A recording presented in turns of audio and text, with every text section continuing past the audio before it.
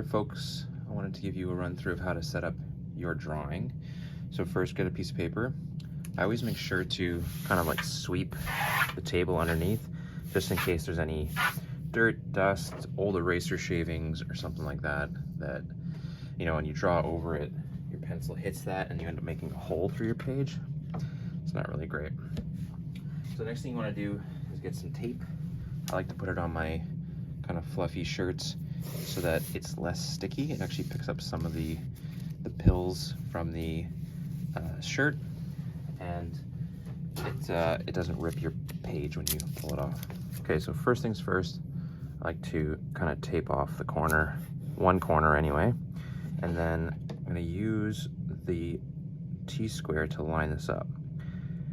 So it's really important that when you are doing a drawing that you stick to one side.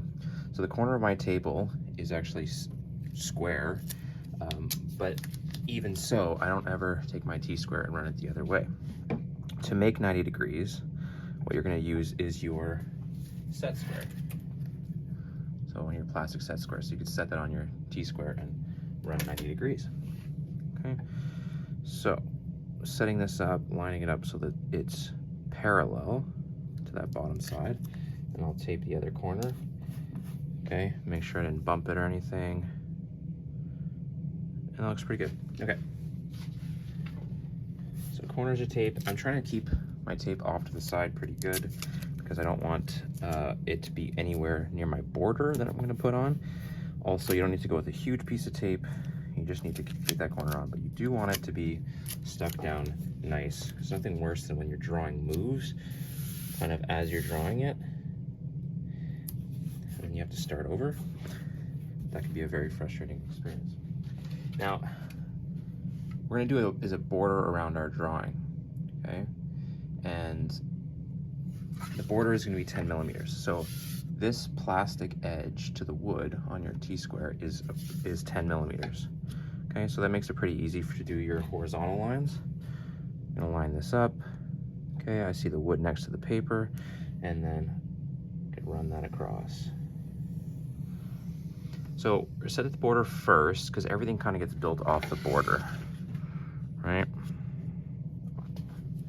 So there's the bottom one, there's the top one.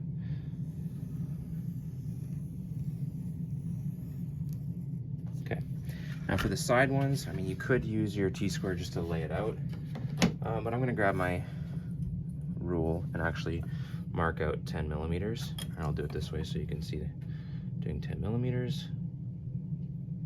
10 millimeters there, 10 millimeters here. Okay. T-square, set square, and we'll set 90 degrees.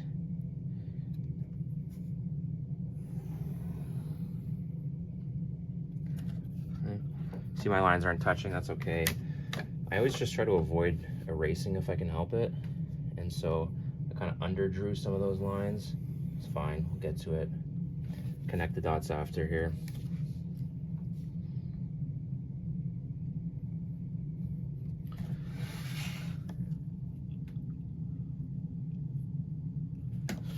Okay, well, one more corner, I guess.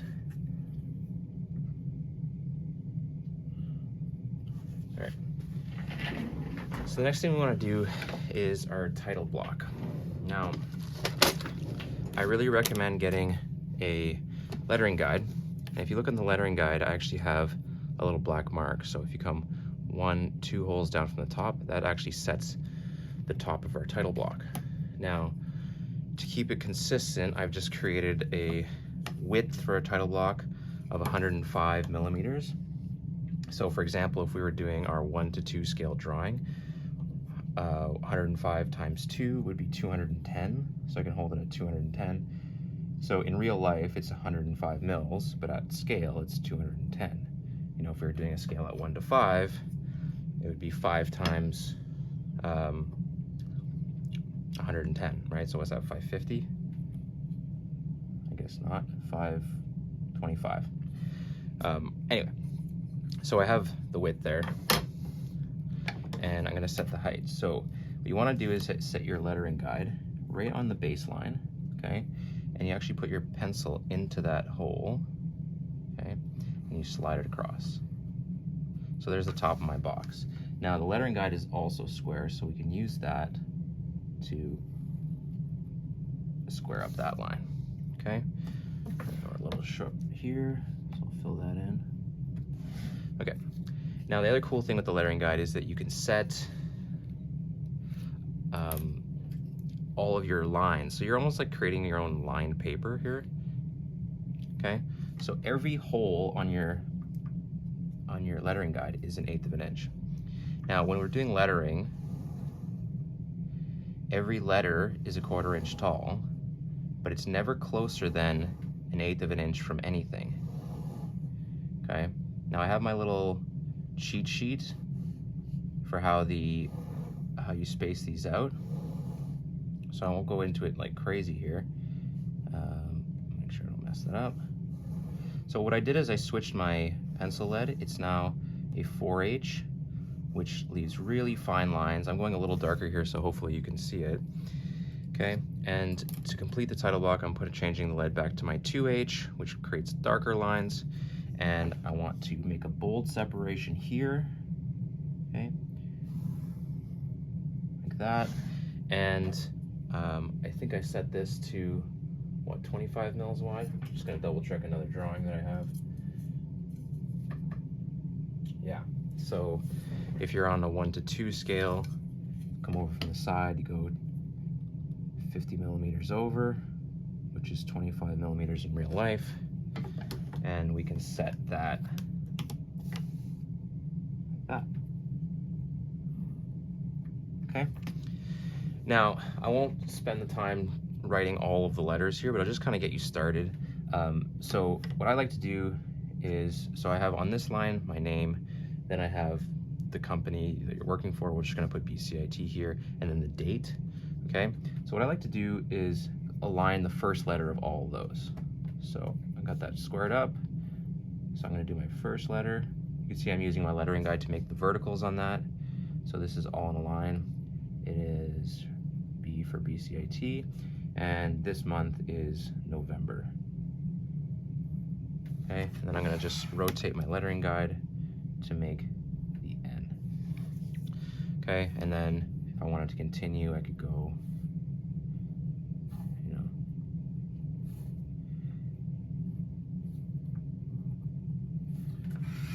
bring this back down. I mean, you can really drive yourself crazy with this. If you have pretty good handwriting, you might be able to get away from the lettering guide a little bit more, but my handwriting is terrible, so I really rely on the lettering guide quite a bit.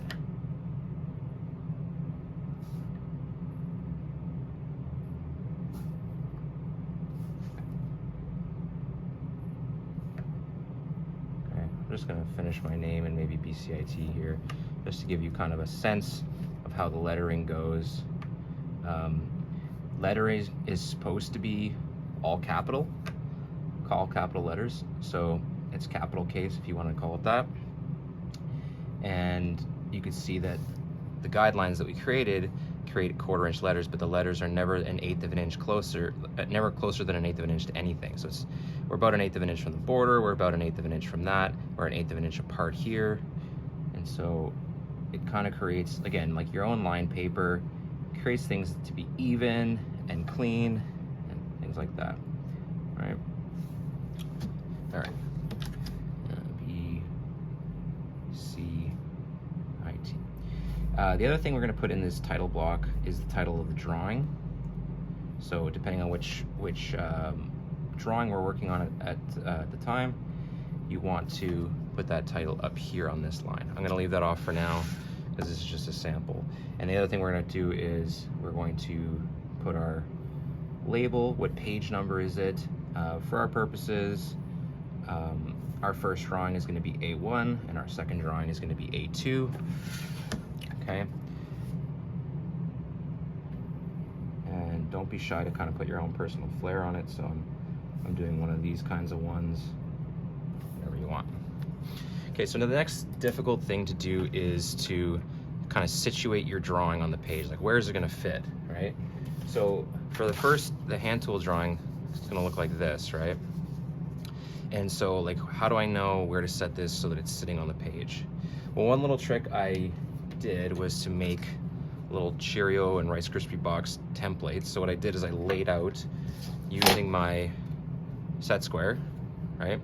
And using my scale rule to actually set out the size of the drawing. So this piece is, what is it? 465 mils long and 65 mils wide. And so if you look at my little template, right, if I set that on like that, it actually lines up with the drawing, right? Now you might be thinking, well, hey, it's not lining up to the end here. Well, if you were to plumb down those lines to be at the base so that it would be at the correct length. Anyway, so this, I just made these little templates. I don't know if this is even a real drafter's little trick, but I just made them to see like, okay, here's my bottom, here's my top. I'm gonna have room because I know that it's gonna be 3-dimensional. I'm gonna room 3-dimensional. I wanna leave extra room so I have room for my dimensions. All right, I wanna leave extra room so I have room for my title lines to label my pieces, right? This is drawing 1 on page A1, this is drawing 2 on page A1. So I want lots of room. Here I even had a little bit extra room for notes, right? So that's a little trick you can use. I have these if you wanted to borrow some. Otherwise, what you can do is you go, okay, well, we're doing a scale drawing at a 1:2 scale. And so you can get your set square kind of in place here. Look at where your title block is, grab your scale rule here and go, okay, 465, right? And you can kind of see where that fits. Okay, so, okay, that looks pretty good. Now it's important when you're starting your drawing, use the lighter lead. So I'm using the 4H here because I want to leave really light lines that are easy to draw. Okay, so I'm gonna pick a spot about here.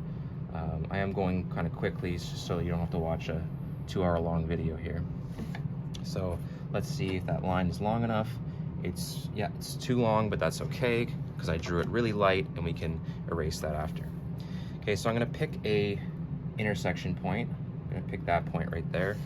And this is an isometric drawing, right? So an isometric drawing, we put our T-square here, we take our set square, and that creates a 30-degree angle. It's 30 degrees in that direction, and then it's 30 degrees in this direction, right?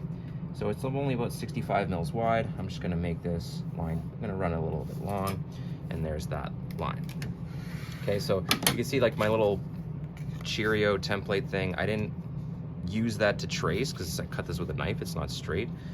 But I have an idea like, okay, that looks like it's gonna fit pretty good on the page. Great. So I'm gonna continue. So what I like to do is all my construction lines, also known as leader lines, but these are my construction lines. I can build off of this and then erase anything else. So this, again, this is all done with the 4H pencil, and it just makes sure that we can erase our lines really easily. Okay, so we're going for 65 mils. Okay, sorry if my head's in the way here. 65 mils. Okay, and I'm gonna extend this out. This is at a 1:2, right? Okay. Just trying to remind myself of the parameters of the drawing here. So again, running that line long, but you can see that was 30 degrees this way. I flipped the square and then it was 30 degrees that way. My lines are running long right now. That's okay, I can erase them after. Okay, so I'm gonna check that line, make sure that's also 465. Okay, you actually don't have to measure both. So I'll show you can measure both, but if you're building everything off of your T-square, these points are gonna line up, right? So if I could just connect the dots here, but if you look, right, these points are gonna line up. Make sure I'm square here. Almost perfectly. Yeah, it's a little bit off, but anyway, I'm rushing here, so my measurements might not be perfectly set up. Now this is a 3-dimensional drawing, so what I'm gonna do is make this 3-dimensional rectangle, okay? So I'm coming up vertical at all these points. Again, I'm just throwing these construction lines, these leader lines in place. That's all good. They're really nice and light, easy to erase after the fact. Now this object, our hand tool project, is 33 mils tall. So I'm gonna mark 33. If you can see, I actually on my scale rule, I actually put 33 and marked out where that was. So there's 30, and it's kind of between because every line here is 2. So I made a pencil line just to make a quick like cheat sheet for myself. Okay, do that there. I'm gonna lay that out up here. One thing I'll say is when you're doing these drawings is just take your time. If it's going slow, that's normal. If it's getting frustrating, that's normal. What you want to try to do is give yourself lots of time so you can take breaks, because you're going to find your neck's going to get hurt, like strained, and you're going to find that your shoulders are tired or your eyes get tired. And so I like to do is give myself lots of time, and that way I can take breaks, I can walk away, come back to it, and make sure you do a good job, right? So if you rush it, it's going to look rushed. We're going to notice that, and it's not going to look like a professional job. Personally, I like to do nice, clean work with anything I attempt. And yeah, there is a learning curve, but I would say don't be surprised if this drawing takes you 4 to 5 hours to draw. Some people might do it faster. Some people might take even longer. Who knows? But it is a process. So let the process happen, right? You're not going to be drawing a lot of these things in your life, so you might as well make the few that you do really good. So you can see what I have here. I got this rough shape, right? And so this is my construction of my box. So like when we're in the shop doing our hand tool project, from this you can actually make some subtractions, right? You can actually erase some stuff. I actually lost my wet eraser, so I'm gonna have to kind of sketchily use just a pencil as an eraser right now. But one thing I know is that this bottom line here is a dotted line. You can see, because it's a hidden line. I can't see that on the object, right? So I'm actually going to quickly erase that. And because I did this in 4H, that erases super easy. Okay. Be careful when you're sweeping things away, because when you erase, you actually are picking up pencil lead, and so you'll find that you smudge. But it is important to get rid of the eraser shavings, because they're going to mess you up when you're trying to make nice clean lines. Okay, now hidden lines are hidden, but you can still use your 2H pencil to make it bold but hidden, if that makes any sense. So you're still going kind of an object line weight, but dotted. Okay, now the only thing I'll say as a recommendation for dotted lines is that you just want to be consistent. Like we saw the symbols for center lines and things like that, but dotted lines, I just try to make each dash kind of the same length all the way across.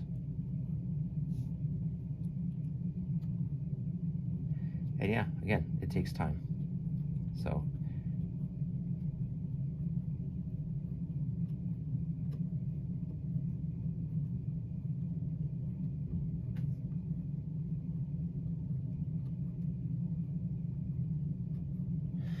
all right, so from there, what you would do is you would take your 1:2 scale and start laying out your joint. So if we look at our drawing, we have the female side of the bridle joint here, we have the female side of the half lap joint, we have our dovetail joint.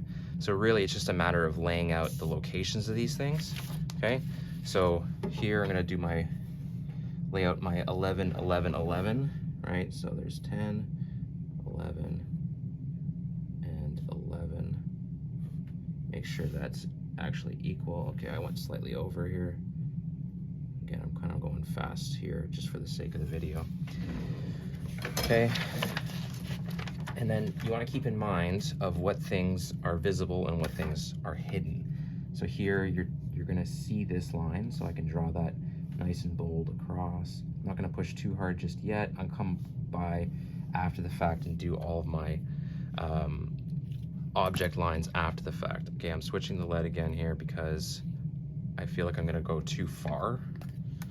I don't want to make these lines hard to erase. So I'm just gonna run these kind of long from now.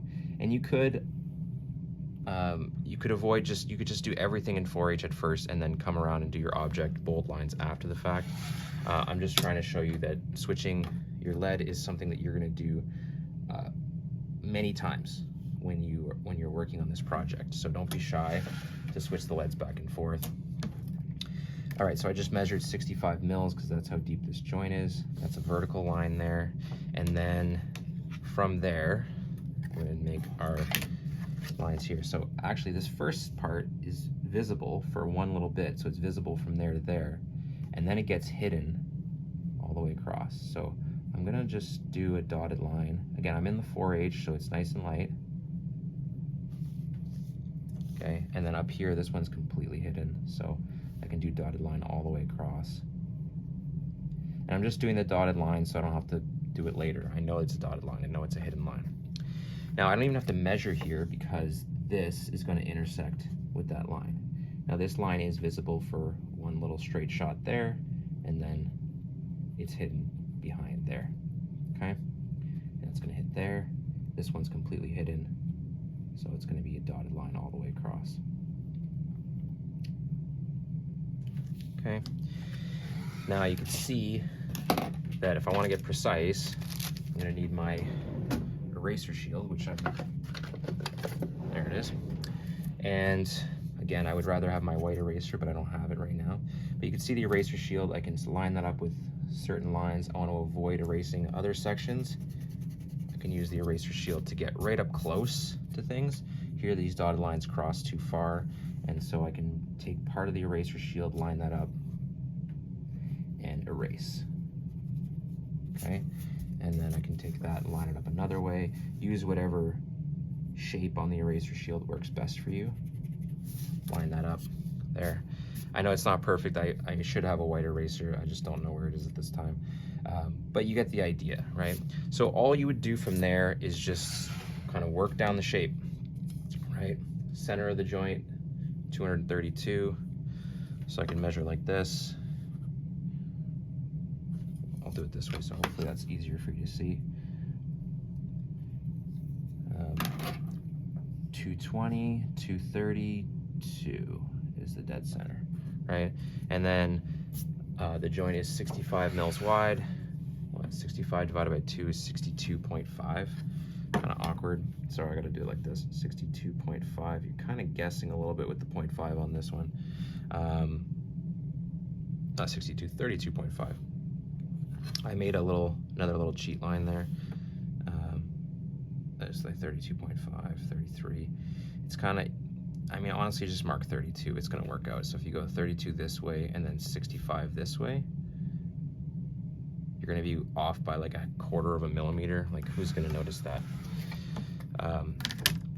Again, these drawings are supposed to be representative so that someone could build off of these. You don't need to make these things to be like absolutely flawless. The idea is that someone can scale off of this, and if they're using the same scale you drew with, they really shouldn't notice too much difficulty, like going, okay, that's, you know, it's 65 mils wide. I could infer, even though it's not perfectly 32.5, it's close enough. I get it. All right, so the half lap joint is just that, it's half. So if this thing is 33 mils wide, half of 33 is what, 16.5? So I'll line this up. Again, I'm gonna find 16. There's, if you could see, there's 10, 12, 14, 16. So I'm just gonna go,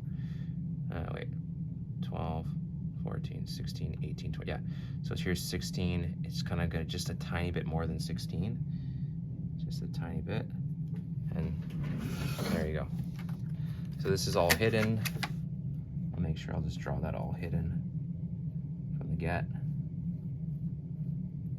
Okay, and so on. This one's visible. Make sure to connect the dots here, make that really nice.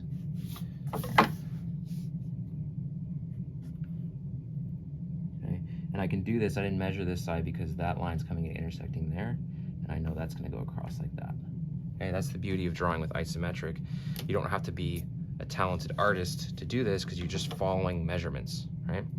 Anyway, you get the idea. I hope this is helpful, right? So we got our 10mm border, we got our title block, which we have the little cheat sheet of how to lay out all these lines, and then lay out your first shape. From there, you can lay out your second shape. I want to make sure to leave enough room in case I wanted to put any dimensions in between, like you're seeing here. I got room here. By the way, for the dimensions, I usually like to go 10mm off the shape, 10mm, 10mm, so they're all kind of equally spaced in every direction wherever I can. Here you can see I kind of cheated. I just kind of squeezed that one in.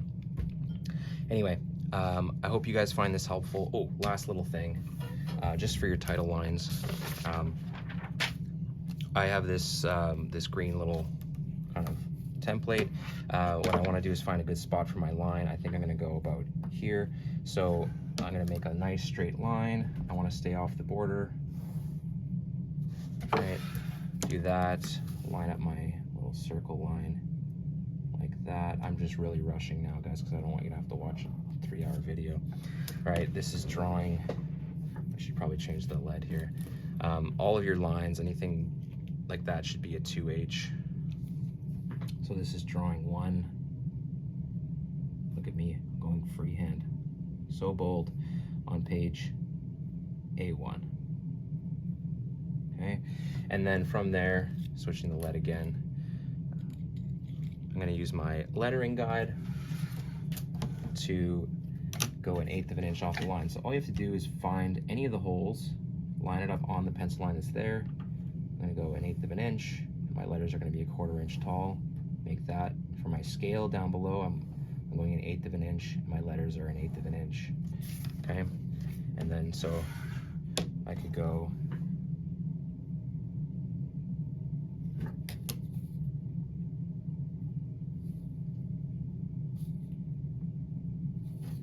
right.